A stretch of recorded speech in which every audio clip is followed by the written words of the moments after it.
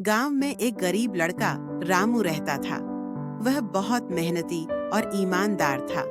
उसके माता पिता बचपन में ही गुजर चुके थे, इसलिए वह छोटी मोटी मजदूरी करके अपना पेट पालता था।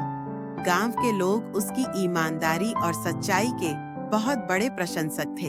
एक दिन रामू जंगल से लकड़ियां काटकर लौट रहा था। रास्ते में उसे एक चमकती हुई चीज दिखाई दी। पास जाकर देखा तो वह एक छोटी सी थैली थी, जिसमें सोने की गिन्नियां भरी हुई थी। रामू ने पहले कभी इतना धन नहीं देखा था। उसके मन में विचार आया कि अगर यह धन वह रख ले तो उसकी गरीबी हमेशा के लिए मिट सकती है।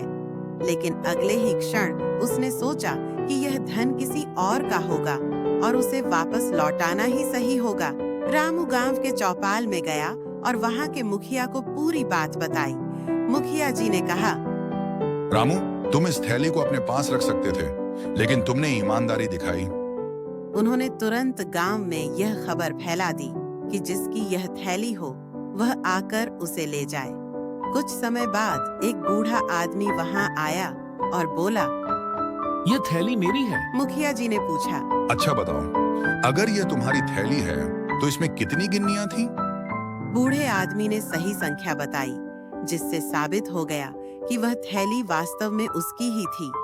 बूढ़े आदमी ने रामू की ईमानदारी देखकर उसे ढेरों आशीर्वाद दिए और इनाम में उसे कुछ सोने की गिन्नियां भी दी। रामू ने विनम्रता से कहा, मैंने तो अपना कर्तव्य निभाया, इनाम की कोई जरूरत नहीं है। लेकिन बूढ़े आदमी के बहुत कहने पर उसने कुछ गिन्नियां स्वीकार कर ली। गांव के लोग रामू की ईमानदारी से बहुत प्रभावित हुए। कुछ दिनों बाद गांव के एक धनी व्यापारी ने उसकी ईमानदारी को देखकर उसे अपने व्यापार में नौकरी दे दी। रामू की मेहनत और सच्चाई की बदौलत कुछ ही वर्षों में वह एक सफल व्यक्ति बन गया। इस कहानी से हमें यह सीख मिलती है कि ईमानदारी का फल हमेशा मीठा होता है। अगर हम सच्चाई और ईमानदारी के मार्ग पर चलते हैं तो सफलता खुद हमारे पास आ जाती है।